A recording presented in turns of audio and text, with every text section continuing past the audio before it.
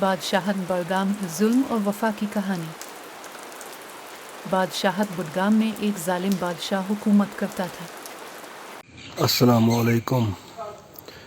तमाशा शाक जरिश आर मंज पका। वो दावा करता था कि वो इमाम हुसैन अलैहि अस्सलाम और अहले बैत से मोहब्बत करता है, मगर हकीकत में वो उनके नाम का इस्तेमाल सिर्फ लोगों को गुमराह करने के लिए करता था। याद आता है वो लम्हा जब मुहर्रम और हराम में इस बादशाह को रोते हुए देखा गया। वो इमाम हुसैन अलैहि अस्सलाम के बारे में जुल्म की दास्तानें सुना रहा था, तो दिल में एक सवाल आया, ये क्यों रो रहा है? क्योंकि बादशाह की हुकूमत तो किसी हद तक यजीद से मुशाबे है। ये इमाम हुसैन के नाम पर लोगों को क्यों बहला रहा है? इमाम हुसैन अलैहि अस्सलाम से इसका क्या ताल्लुक? वो तो एक जालिम हुक्मरान था जिसका दिल हुसैन अलैहि सलाम की कुर्बानियों से बहुत दूर था। इस बादशाह ने अपनी बस्ती के लोगों को कभी सहूलतें नहीं दी, ना साफ पानी, ना अच्छी सड़कें, ना बिजली। गतपुरा, सैयदपुरा और इरते नारबिल जैसे इलाके उसकी बेहसी की गवाह थे। लोग कीचड़ में फंसे, सड़कें बारिशों में नदी बन गईं।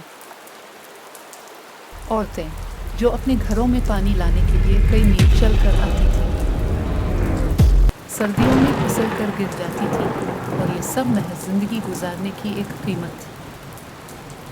बीमारों को अस्पताल तक पहुंचाना एक ख्वाब बन चुका था, और बच्चे गंदे पानी से बीमार होकर मर जाते थे, मगर बादशाह को कोई परवाह न थी।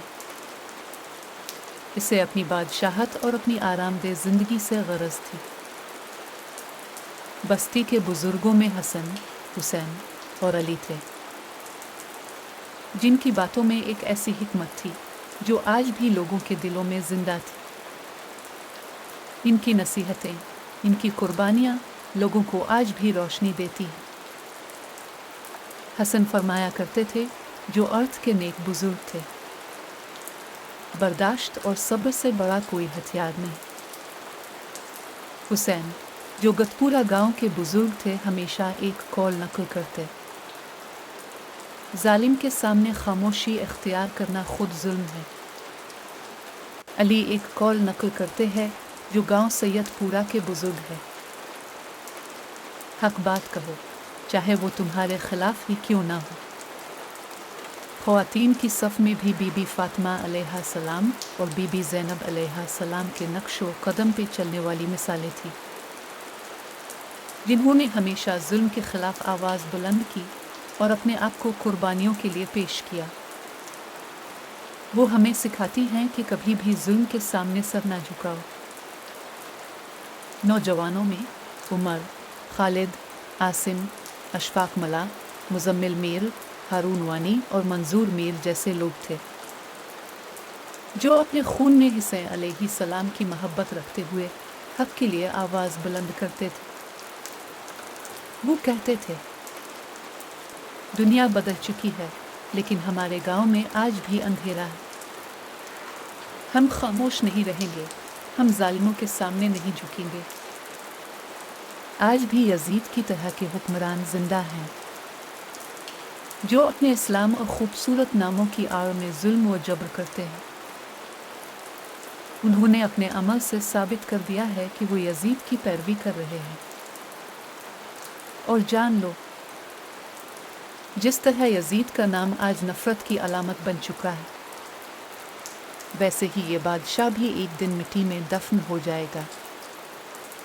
ये भी ना पहचाना जाएगा, ना याद किया जाएगा, सिर्फ नफरत और मजम्मत के साथ।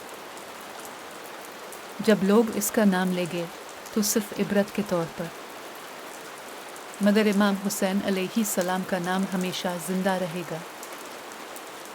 वो अपने खून की कीमत पर हक की जीत की मिसाल बन गए। हमें याद रखना होगा कि जुल्म कभी भी नहीं जीत सकता, हक गालिब है। ए नौजवानान मिल्लत, तारीख गवाह है कि हक हमेशा गालिब आता है।